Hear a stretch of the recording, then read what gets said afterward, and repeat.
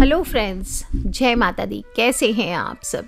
दोस्तों, दिवाली का चौथा दिन है, यानी कार्तिक मास के शुक्ल पक्ष की चतुर्थी तिथि है। नहाय खाए की परंपरा। और दोस्तों, हम आज बात कर रहे हैं छठ पूजा की।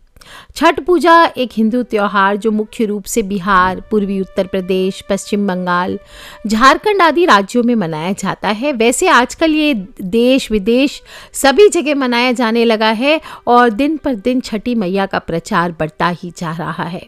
इस दिन भक्त छठी मैया और भगवान सूर्य की पूजा अर्चना करते हैं, कठिन व्रत का पालन करते हैं। 4 दिनों तक चलने वाला महापर्व है और कहते हैं कि छठ का व्रत त्रेता युग में माता सीता और द्वापर युग में द्रौपदी ने भी रखा था। जब रावण का वध करके राम जी देवी सीता और लक्ष्मण जी के साथ अयोध्या वापस लौटे तो माता सीता ने कार्तिक मास की शुक्ल पक्ष की षष्ठी को व्रत रखकर कुल की सुख शांति के लिए षष्ठी देवी और सूर्य देव की आराधना की थी। छठ पूजा का महापर्व महाभारत के समय से भी जोड़कर देखा जाता है। कहते हैं कि सूर्य पुत्र कर्ण सूर्य देव की पूजा प्रतिदिन घंटों तक पानी में खड़े रहकर किया करता था। सूर्य देव को अर्घ देता था और इसके बाद सूर्य देव के आशीर्वाद से ही वह महान योद्धा बना था।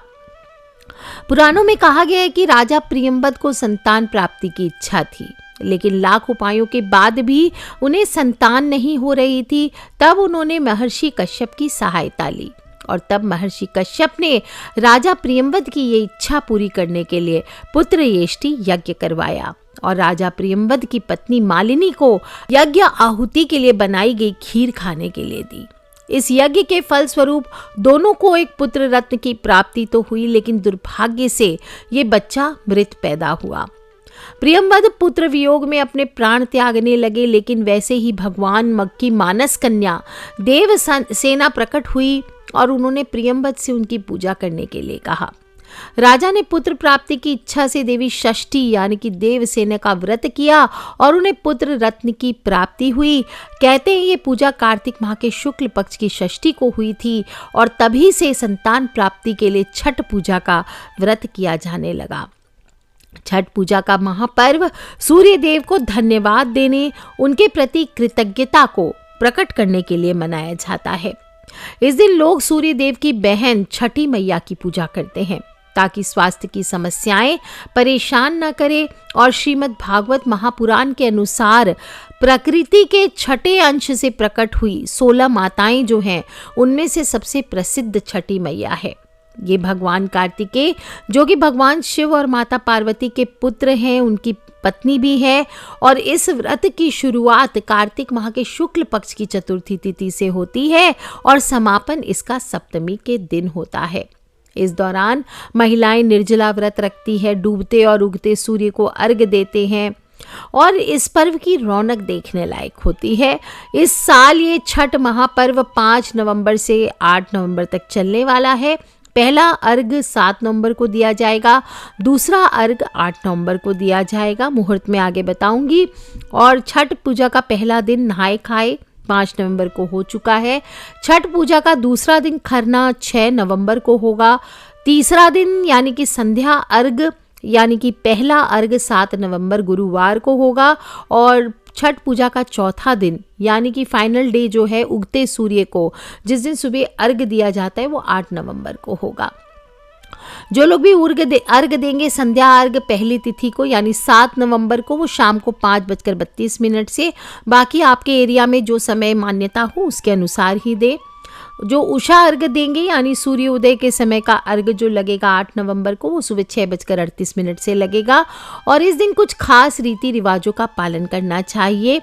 नहाए खाए में सभी ने चावल के साथ लौकी की सब्जी, छोले, मूली आदि का सेवन किया होगा और पहले छठ माई को भोग लगाकर रति का भोजन करने के बाद ही परिवार के बाकी सदस्य भोजन करते हैं।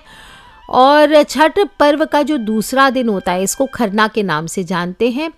दिन भर व्रत रहने के बाद व्रती रात के पूजा के बाद गुड़ से बनी खीर का सेवन करते हैं।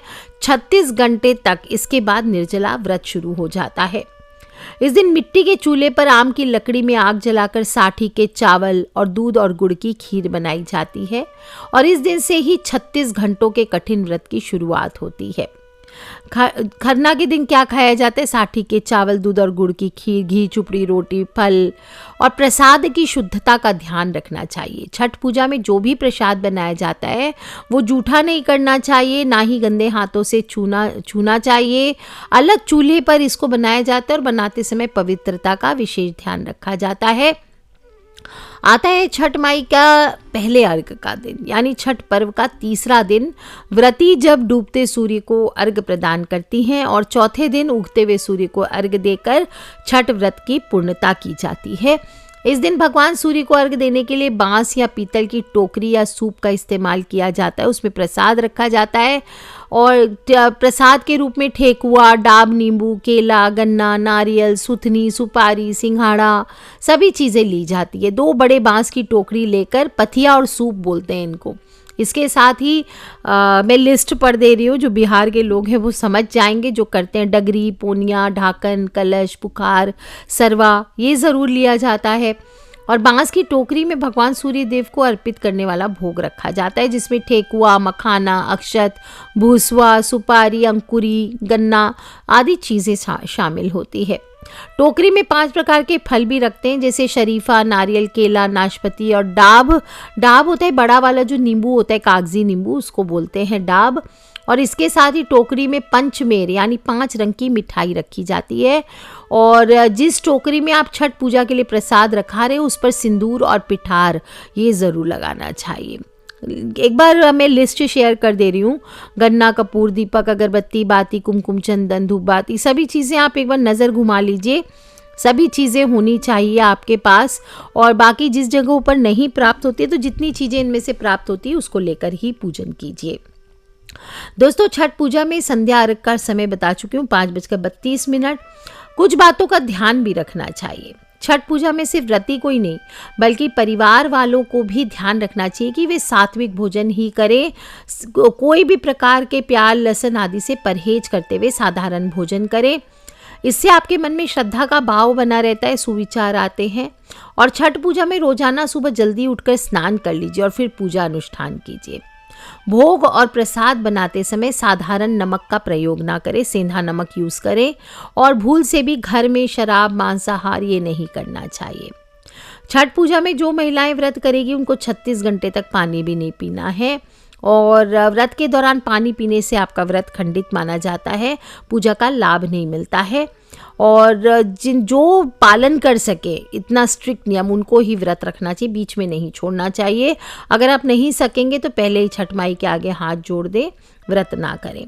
छठ पूजा के दौरान जो कपड़े पहनेंगे वो नए होने चाहिए, विशेष रूप से जो साड़ी है वो नई होनी चाहिए। उस पर खंडित नहीं होनी चाहिए साड़ी भी, यानी उस पर सुई वगैरह से फॉल आदि ना लगाई गई हो, कहीं से कटी फटी ना हो। कोरी साड़ी, कोरा कपड़ा पहनना चाहिए। छठ पूजा में साफ सफाई और पवित्रता का बहुत ध्यान रखा जाता है। तो महिलाएं साफ धुले हुए वस्त्र पहने। पूजा के लिए प्रसाद बनाने से पहले उस स्थान को ठीक से साफ सुथरा जरूर करें। जहाँ पर आपको पूजा करनी है उस स्थान को भी गंगा जल और माटी से पवित्र कर लेना चाहिए। और नहाने के बाद ही आपको कोई भी पूजा सामग्री छूनी चाहिए। और रोजाना नारंगी रंग का सिंदूर अगर आप सुहागन हैं तो अवश्य लगाएं। और पूजा करते समय भगवान सूर्य और छठी माता को दूध ज़रूर अर्पित करें। पूजा में जो टोकरी या कोई भी चीज़ें इस्तेमाल करेंगे, फटी, पुरानी, कई सालों से पड़ी हुई बासी टोकरी, गंदी टोकरी इस्तेमाल ना करें। हमेशा साफ और नई टोकरी लेकर ही पूजा करनी चाहिए। और जो भी प्रसाद बनाएंगे वो सबसे पहले भगवान सूर्य और छठी माता को अर्पित करें। इसके बाद ही परिवार के अन्य सदस्य ग्रहण करें। यानी प्रसाद को पहले बच्चों को, ये नहीं कि बनाते बनाते आपने थोड़ा प्रसाद चखने के लिए दे दिया, या बच्चे को मन चल रहा है, रो रहा है बच्चा तो जिद में उसको दे दिया। ऐसी गलती ना करें। दोस्तों, हमेशा उपाय बताती हूँ तो एक उपाय भी बता देती हूँ। संतान के सौभाग्य और सुख समृद्धि के लिए इस दिन आपको गुड़ डालकर मीठे चावल बनाना चाहिए। जिनके घर में नहीं होते है छठ माई की पूजा आदि, वो इस उपाय को कर सकते हैं। गुड़ डालकर मीठे चावल बना लीजिए और इन चावलों को सूर्य देव को दिखाने के बाद घर के पूजा स्थल में रखिए और सूर्य देव के मंत्र ओम राम रिम रोम सह सूर्याय नमः, इस मंत्र का 108 बार जाप कर लीजिए। और फिर इसके बाद गुड़ से बने चावलों को प्रसाद के रूप में पहले अपनी संतान को खिलाएं। दोस्तों प्रत्येक मनुष्य को चाहिए कि इस दिन सूर्य देव के मंत्रों का जाप जरूर करें। ओम ह्रीम गृणी सूर्य आदित्य क्लीम ओम। ओम ह्रीम गृणी सूर्य आदित्य क्लीम ओम। ओम ह्रीम गृणी सूर्याय नमः। ओम आदित्याय विद्महे दिवाकराय धीमहि तन्नो सूर्यः प्रचोदयात्। ओम ह्रीम ह्रीम सूर्याय सहस्त्र किरण राय मनोवांछित फलम देहि देहि स्वाहा। इन सभी मंत्रों का आप जाप कर सकते हैं। दोस्तों कहते हैं कि छठ पूजा करने से संतान को दीर्घ आयु और सुखी जीवन का आशीर्वाद प्राप्त होता है। और कई महिलाएं संतान प्राप्ति के लिए भी छठ का व्रत करती हैं। और छठ का व्रत सूर्य भगवान हो, उषा हो, प्रकृति हो, जलवायु हो, सभी को समर्पित होता है। छठ पर्व के दिन सूर्य देव और छठी मैया की पूजा करने से घर परिवार में संपन्नता बनी रहती है। तो दोस्तों कर लीजिए आप भी ये उपाय। और मैंने उपाय बताया, अगर आपके यहाँ छठ पूजा नहीं भी होती है तो भी आपको जो मीठे चावल का उपाय बताया है उसको ज़रूर कीजिए। आशा है छठ माई और सूरज भगवान आप सभी पर अपनी कृपा बरसाते रहेंगे। और इसी सच्ची कामना के साथ आज के लिए इतना ही। बोलिए छठी मैया की जय, सूरज नारायण भगवान की जय। बोलिए हर हर हर महादेव शंभु।